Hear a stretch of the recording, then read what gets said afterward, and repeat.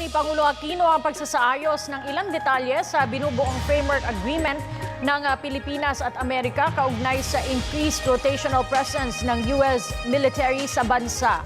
Ayon sa Pangulo, kabilang ito sa tatalakayin sa pagbisita ni US Secretary of State John Kerry sa Pilipinas. Nagbabalik si Elena Luna.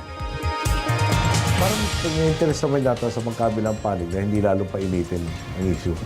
So parang conscious doon. Tayo naman ang ginawa na natin yung ating move sa arbitration. Sila naman ay may pananaw doon sa move natin yon. At conscious siguro ang bawat panig na hindi may gagawing aksyon na lalo pa magpapasama ng sitwasyon. Ito ang sinabi ni Pangulong Aquino sa Philippine Media Delegation ng tanungin sa ugnayan ng Pilipinas at China. Ayon sa Pangulo, mula 2002, 10 taon na hindi umusad ang usapan sa pagkakaroon ng Code of sa pinag-aagawang teritoryo. Pero ngayon, may mga pagpupulong ng ginagawa para sa pagbalangkas at pagbuo nito. Hindi ko sinasabing malapit na. Hindi ko sinasabing magpipirmahan na tayo dyan sa Code of Conduct.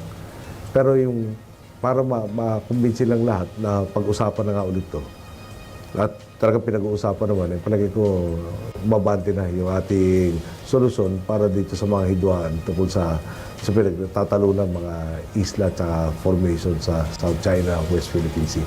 Inilahad rin ng Pangulo na inaayos pa rin ang mga detalye para sa framework agreement ng pagpapalawak ng rotational presence ng tropang Amerika sa Pilipinas.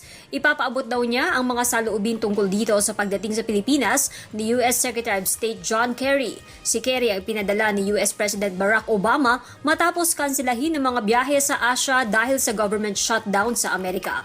Gusto ko sana i-discuss yung parang sensitivities natin as a nation kung natuloy ang bisita ni President Obama. Nung tinawagan niya ako, sabi niya, kung meron raw akong dapat parating sa kanya, parating si Secretary Kerry at sabihin kay Secretary Kerry yung mga palagi ko dapat na malaman.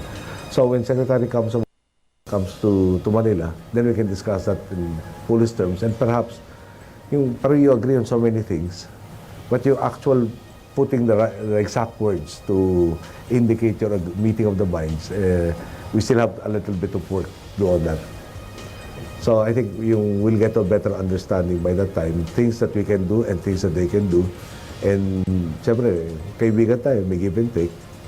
Then hopefully we will come to that document that represents the meeting of the minds of both countries. Para sa Telebisyon ng Bayan, Elena Luna, Bali, Indonesia.